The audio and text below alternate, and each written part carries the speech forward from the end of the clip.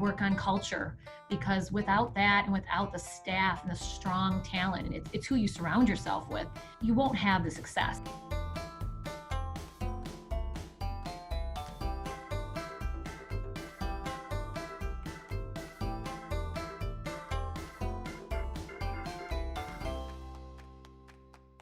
Welcome to Friday Five with Dave Adams. Today, I am going to have a great conversation with Heidi Kassab, CEO of Cornerstone Community Financial Credit Union in Auburn Hills. The credit union has $330 million in assets, which, by the way, is up 40% in just the last 5 years, 25,000 members, and is a credit union that just really knows how to execute in its lending and its service to the communities they serve and the members they serve.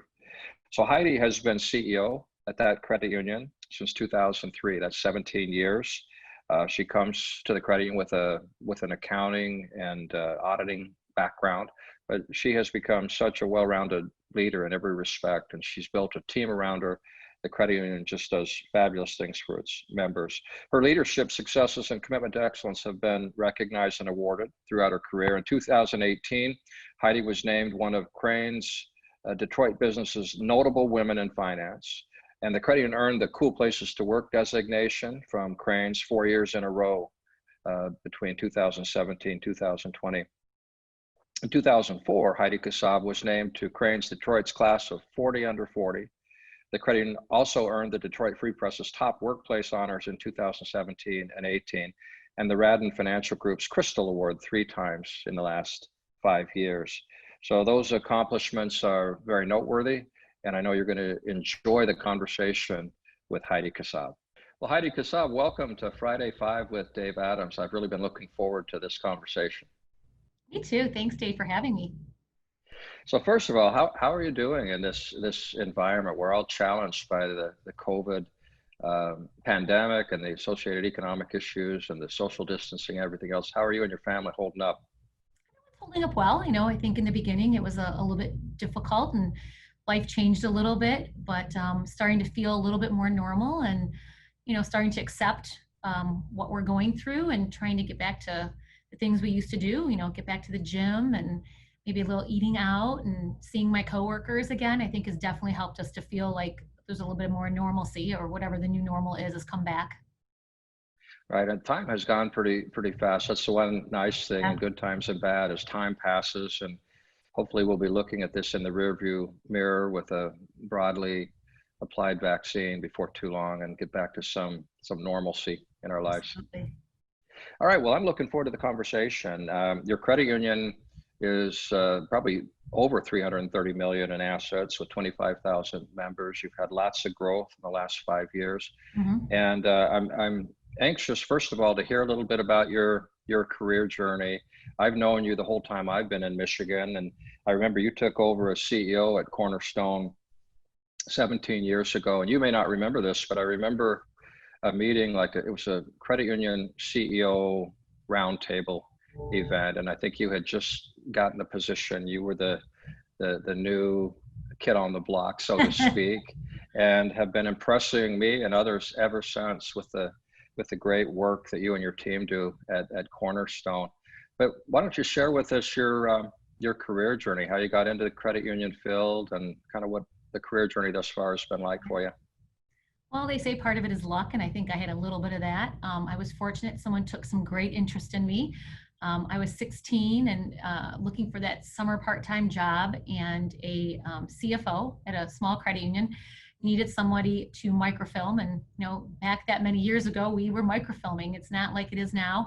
And took interest in me, and that summer job at 16, I guess catapulted the career. I don't think at 16 any of us know what we really want to do. We want a great big career, but we don't really know what it's going to be. I don't think then. Is it medical? Is it business? What are we going to do? And I think that helped me feel what I had true passion for, and worked at the credit union through high school, through college, changed a major. I was a computer science major, and they convinced me that accounting was the calling, and stayed through there through graduation in college.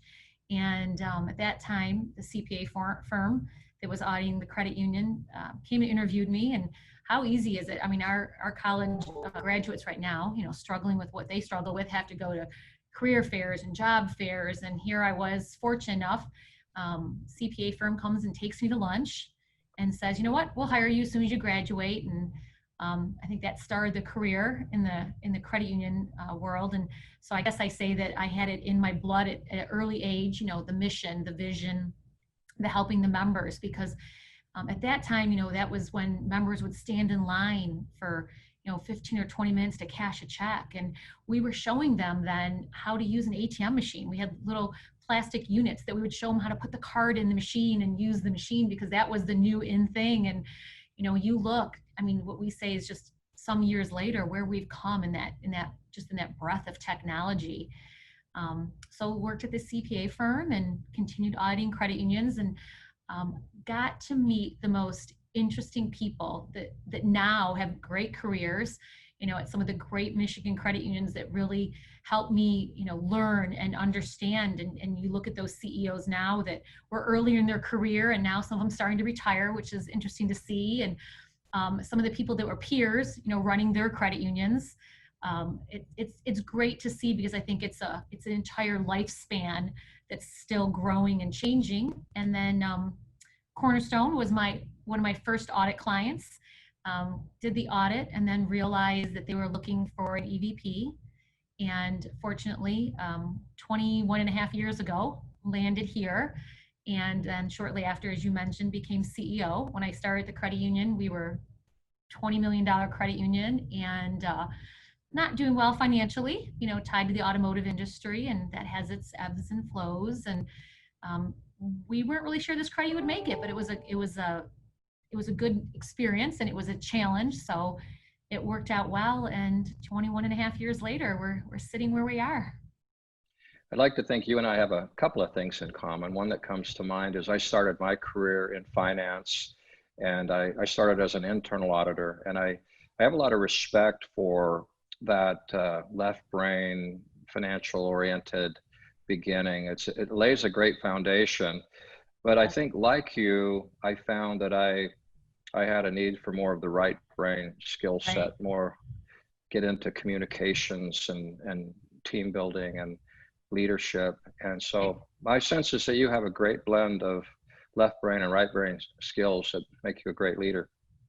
You have to, I think it's nice to have that financial side, but as we recognize, most of the successful leaders of organizations aren't just about the numbers. It's those, it helps to understand them. It helps to, move everything in that direction, but it doesn't make a successful organization if that's all that you're focused on. And I think Especially in credit unions, right? Where we're a service industry and it's all about helping people.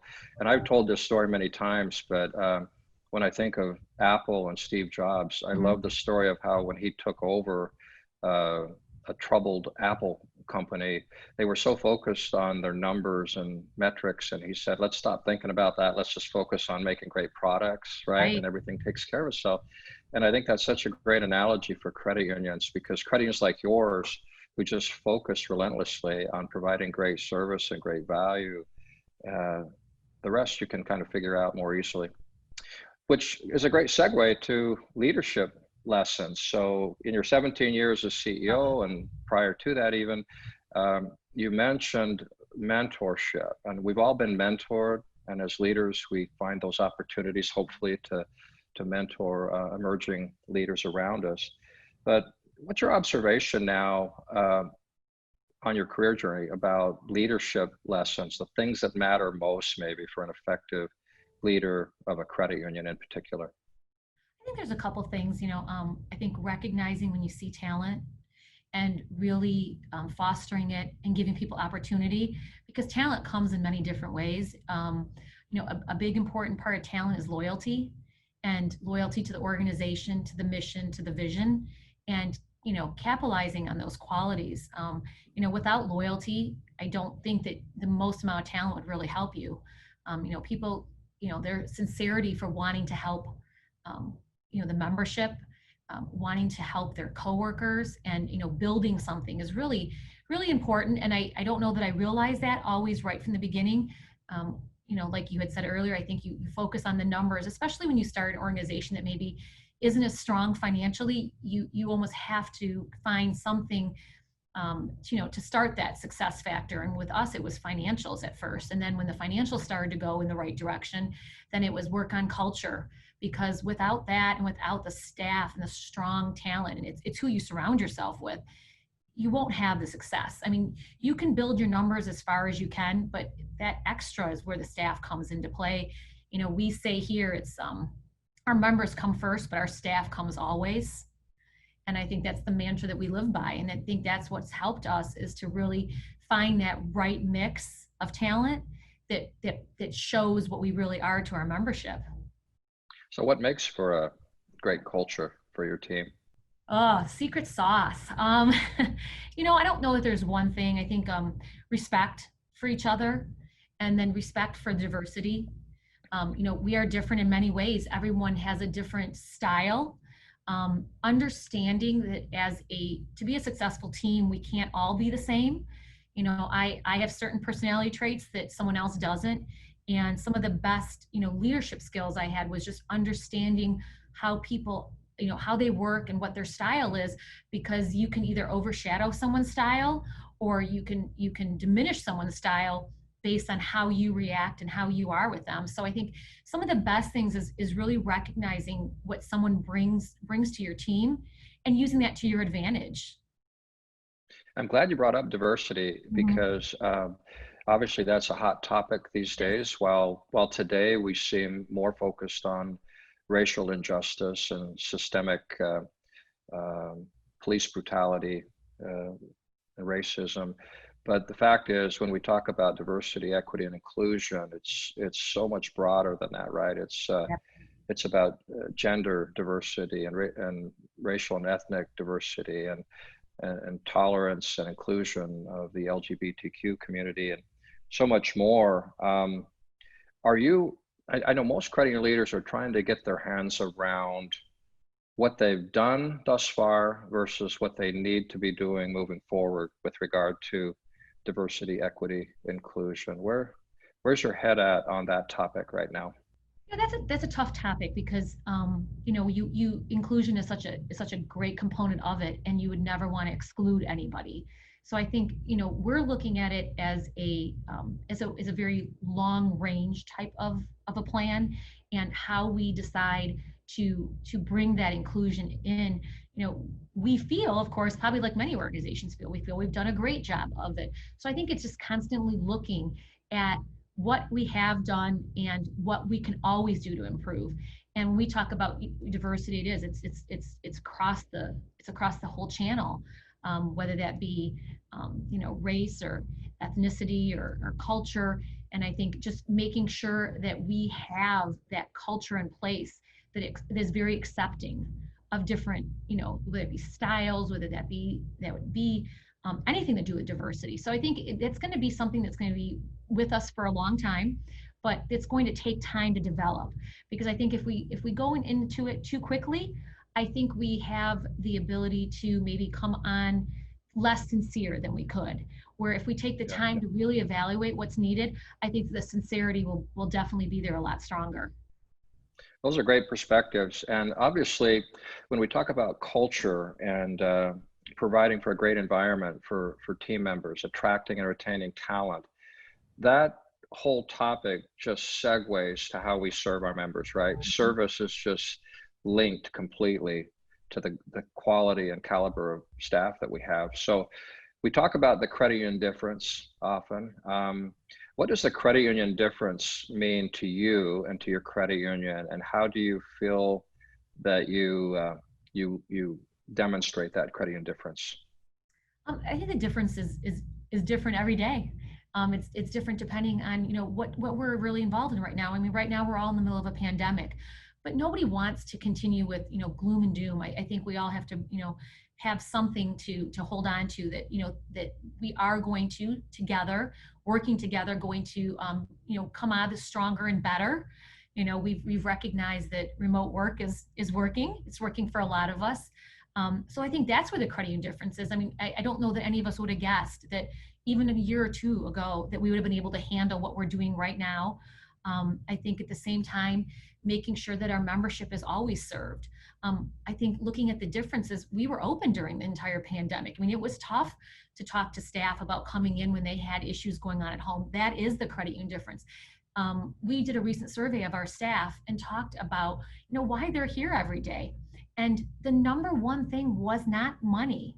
It was helping the member and the joy they get every day about the little things that made a difference to them, whether it was, a small dollar loan during the pandemic, whether it was the car loan that no one else would give them, the modification on their mortgage. So there's not one thing that you can say, we made a difference in this person's life. I think it's the multitude of things that we do all the time. And then how quickly we can adapt to what's going on around us, whether that be, personally, professionally, to be able to service that member through all facets of their life. You reminded me of another interview that I did, kind of echoing a familiar refrain. Pride, having pride in what we do, right? That gets us up in the morning. It gives meaning to our work as leaders and as team members. And if we can talk about that pride and reinforce it and create that positivity, I think that goes such a long way to attracting and retaining talent in the credit union. And you're right that being able to adapt and in the toughest of economic times, we've seen so many of these cycles in Michigan. That's when we really have opportunities to serve and to kind of share in that pride. I love that. So speaking a little bit more specifically about this environment we're in, I know you have a technology background as well. I know you've been very focused on building your remote service delivery channel. One of the silver linings, it seems, in this environment, I was just reading this morning about consumer adoption of mobile banking and remote financial service delivery, and how the environment perhaps has changed forever. Now, I know many people I talk to say, well, we still have a lot of people going through the drive-throughs, and we still have a lot of people who want to come into the branches. But what are you seeing in terms of your members' adoption of your mobile banking and your call center and your remote service delivery? And is that becoming a positive aspect of the environment we're in right now? I think absolutely. Even members that maybe weren't, I had a member that said they would never use a debit card. They would always come to the branch. Well, when their job became remote, they were forced into using technology they probably had not used before. So they became more accepting of technology. And I think when that happens to you personally, I think you become more accepting of the technology. So we've definitely seen that shift that I think a lot of organizations are seeing, where they're more inclined to call our e-branch. They are almost at times forced, whether that be by choice or not by choice, because they aren't unable or can't leave their house, to use that technology. And when it works well for them, it's that positive experience, they're more likely to use it again. So we've seen adoption of mobile and online going up. We've also seen more remote deposit capture. People are more willing to, click the picture of the check versus coming in. We have seen more drive-through usage, but predominantly we've seen the rush to use the electronic services much more than we've had to. I think it's made us all more accepting of that type of technology, and the accepting that it does work well, that there's not this stigma behind it that it's not going to work for me, or that it isn't what I want to do. I think the forced into it, maybe because it was a choice they made or a choice they were forced to make, I think has definitely helped us. I think it's going to help us when members choose to move. If they move further away, the tendency was to close your account out because you had to find a bank or a credit union that was closer. And sometimes in rural areas, it became a bank and not a credit union. So it was tougher to convince them why they should stay with their financial institution. Now that they've learned to use the remote channels, I think they're less likely to leave us. We're not seeing account closures for those reasons anymore. We're seeing more youth start using their credit union accounts because their parents have been home with them. And I think that's become more of a well-accepted trait that they're having. So we're seeing a lot more of electronic usage, and we've always adapted to it quickly, and we're trying to get our members to use it a little bit more. So that's helped us, definitely has. So we're not sure how quickly the economy is going to come back. Your original field of membership and has included automotive employees, Mhm. Chrysler and other automotive employees. So your credit union is no stranger to the cycles that we go through, especially Mm. in Southeast Michigan. But what is your outlook right now? How are you looking at the economy? Do you see more loan losses and defaults and other things happening? To what extent are you concerned about the economic environment that we're in? I mean, we were very fortunate. I think, our automotive tie has been more towards the corporate side of the automotive. So we didn't see the mortgage forbearance. We didn't see as much delinquency. I mean, actually, delinquency right now is at a 15-year low for us. Charge off is at a 15-year low. I do see that cycle changing a little bit. I don't think all of the effects have really settled in yet. We are looking, towards, early 2021 as being, is that going to be that is a time we're going to start seeing that? Unfortunately, being in Auburn Hills, home of, Daimler Chrysler, and then now Fiat Chrysler, we've been through mergers, we've been through bankruptcies. This is probably the hardest we've seen the local economy, seeing it take the hit. The restaurants in the area are very empty. Some of our local businesses that we've done business with are really reaching out to us as to, what do we think is going to happen? Do we know anything? Because they're slow right now and they're wondering how they're going to come back. And that's definitely very hard to see and to really have it not in any of our control. When they don't bring staff back, that does tend to, liken the chance of the restaurants being full, the local stores being full. So we're seeing that effect throughout the economy. And I don't think with, unfortunately with Michigan, with winter coming, you brought up about, dining and dining indoors and outdoors. Outdoor dining is going to go away for many of our restaurants. So I think that's going to change a little bit of the dynamic. We're really right now looking at that first quarter 2021 as being the true catalyst of what the year is going to look like and how quickly some of the rebound will happen, because I don't think the rebound will happen entirely. I think there will be changes that will be in effect for years, if not forever, based on this. We're going to change the way we do things, the way we do business, how we eat out. Going to the local gym is going to change. I mean, when we change our lifestyle, it's not as quick, I think, for lifestyle to come back. So, yeah, we're in an environment of uncertainty, and Yeah. there are plenty of things to be worried about. What about on the opportunity side in the environment we're in? Where are the near-term opportunities for credit unions? I think the opportunity is still going to be with that member. We focus a lot on the business member, but the member itself. What can we do for them? Now we're helping many of them with their mortgages. Rates are definitely at a very low right now, so we can help them. I think we're going to help them as rates stay low on the loan side. Maybe help them refinance some of those loans that might be at a higher rate. Where we're going to see some of that unfortunate is that we won't see the rates on the savings products. Right now, because people aren't spending, they have quite a bit of excess cash in their accounts. So they're looking for ways to probably find better ways of earning income. Talking to them, a lot of them who didn't maybe have a money market, who weren't using a rewards checking, things like that, because they do have probably more excess cash than they used to. And then, of course, always talking to our local businesses about what we can do to help them, whether that be, short-term loans, whether that means that they might actually let us come in and talk to their members now, providing the credit union difference to their membership. Because I think now that overwhelming feeling that we're all having is we have to help our local communities. And that really is what drove credit unions. I mean, that was the first thing was, most of us were all single sponsors. And that's what drove this need to help. And now we just recognize that what we brought to those sponsors, we can bring to the entire community. So we have to be able to help our communities. I look at the fact that we would go to all these businesses and they would come to us and advertise in our papers, and we would ask them for donations. Well, I think now we have to do the opposite back. We have to provide something to them because we were asking them for so many years, donate to the high schools, give us different things. Well, now we have to help them. Does that mean eating at their restaurants? Does that mean helping them with what they need? So I think that's what's going to really set us apart from competitors is how we help the member and how we help the local businesses.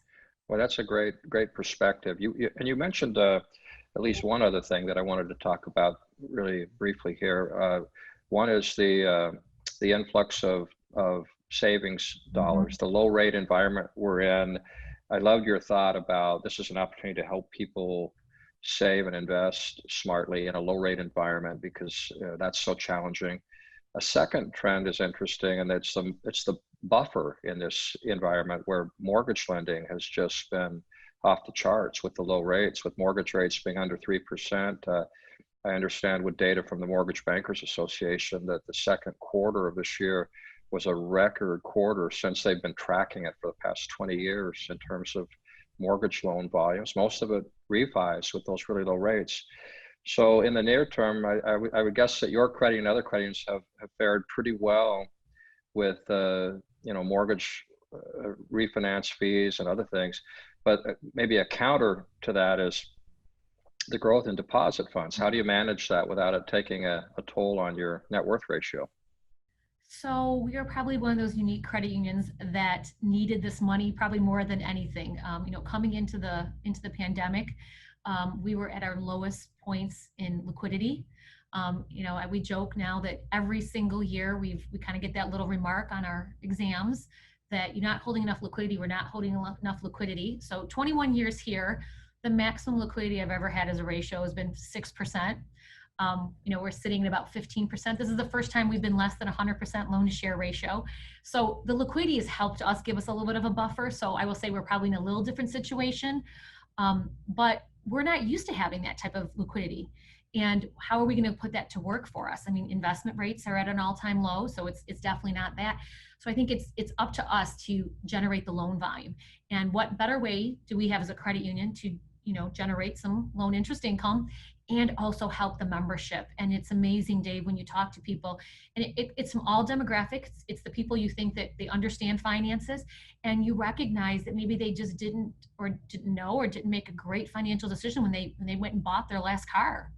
What rate are you at? Do you recognize where rates are? To the fact that and as you mentioned, the mortgage rates, well, mortgage rates have been low for a while. There's still people out there who don't realize that it would make financial sense for them to refinance their mortgage. Yeah, And and that's a we're great point you make. It's a great point you make about the influx of deposit dollars actually rewarding those credits like yours who have been so successful and effective in maintaining high levels of lending already. So you need that cash to support your nice. lending machine. Great point. Well, let's shift to something a little cheerier, maybe away from all this business discussion, and learn a little bit more about Heidi Kassab's personal passions and loves, your hobbies and interests when you're not working so hard at the credit Oh, union. passion for so long has been, family. I started the credit union. My oldest, that's how my credit union remembers me. My oldest was 2 months old. So I think you spend so much of your career balancing work and family life, and that's been a huge passion. Raise your children. You only have one chance. You have many chances in business, but you only have one chance at home to do it right. And your most greatest accomplishment, no matter how well you do at work, is your greatest accomplishment is raising raising children into adults that respect people and give back and understand what it means to be good people, good adults, and that's been a passion for many years and will continue. But I think a little less of that, so a lot more free time, as one graduated, one's getting ready to graduate, and one's driving. I think it frees up your time. So family is always important, but now there's a little more free time. I think, as you always say, travel. This year has been a little less of it. Traveling in all different ways, trying to get through that bucket list. I think you and I talk about the bucket list all the Yeah. time. It was, I think we laughed together at the one ACE that we were all bidding on the same Super Bowl Yeah. prize. And I always tell you I outbid you, but that was on the bucket list. And then you Yeah. put me back because on my bucket list was going to the races, and I think you outbid me on Kentucky Derby. the Kentucky Derby. So that's still on the bucket list. Yeah. But I think so. If you could accommodate, and then the next ACE, you could put something else that was on the bucket list, and we could have a little, exchange for that. That would be nice. So I think we all look at that. So travel's been important. Fun travel. Reading has always been a huge thing, and I think with with right now being home a little bit more, you watch a little more Netflix, you watch a little more TV, try and engage in some mindless TV, some really good TV, some documentaries, catch up on things you haven't seen before. It's funny here at the credit union. We have this little like exchange that we do, and somebody always has to talk about what they're watching on Netflix, and you're always a little worried what someone's going to bring up at the organization and how good of a conversation. But it's interesting to see, and some people will bring up, like, you'll see someone bring up something that you wouldn't imagined, and then you see someone bring up something really serious. So that's been fun. We've had some good exposure to some of our coworkers talking about what they've been watching, and then reading a lot of books. I think now on how things are changing. Some of the great things right now is looking at the team and how to manage maybe more of a remote workforce. I think we talked a lot about remote teams even before the pandemic ones and what was effective. Now I feel we're talking not more now about collaboration, but like co-elevation. How do we work together? Because we were collaborative for a long time, but now how are we going to co-elevate? And reading a great book, it's called Leading Without Authority, and it really talks about that. And I think it really comes into play now with the remote workforce. It really talks about how we're going to go higher and better together. So that's been a lot of fun, and reading a lot of those kind of books because a lot more free time and aren't able to travel as much, and that's been interesting. And looking forward to 2021. Well, I'll tell you, technology has enabled so much of that entertainment on demand, the way we watch, whether it's TV series or movies or Audible for audiobooks. There's no shortage of opportunities to absorb information, both fiction and nonfiction. I loved what you said about the one chance with family, though, because I've known you as long as you've been at the credit union, 20 years or so. And I've known you to be a person who is laser focused on your family. Certainly your personal development and your career development is always a high priority. But I think what you said about that one chance to get it right is just so profound. And I really appreciate that. Well, Heidi Kassab, thank you. It's been great to catch up with you and to learn a few things about your personal interests and your leadership style and the secret sauce for the success you've had at Cornerstone Community Financial. Thank you for sharing. It's been a great conversation. We're going to get together when we can have some fun. We're going to see each other at our AC&E again, the GAC, be able to share all that, and we're going to be together again soon. I know it. I can't wait, and I'm going to take to heart your suggestion for our next in-person annual convention live auction. We're going to have some great prizes, and we'll pull some of our colleagues in to bid on whatever those bucket list items are. We're to find out that bucket list, and then maybe I can secretly outbid you again. Looking forward to it. Thanks again, Heidi. Thank you. Take care. Well, what a great conversation with my friend Heidi Kassab. I've admired her work and the work of her team for many years. And I loved when we were talking about leadership traits and her emphasis on talent and loyalty, recognizing that running an effective credit union is so much more than just having good performance metrics. It's about finding talent, mentoring, and establishing the kind of loyalty that keeps a great team together. She also talked about culture and the importance of mutual respect and diversity in creating a place that people want to work in and work for. She also talked about this environment that we're in and the importance of adapting. The credit union difference has always been real, but adapting to the ever-changing needs of our members, especially during tough economic times, is so important. I also loved what Heidi said about finding opportunity right now in this low rate environment to help people know how to save and invest smartly. Great perspective.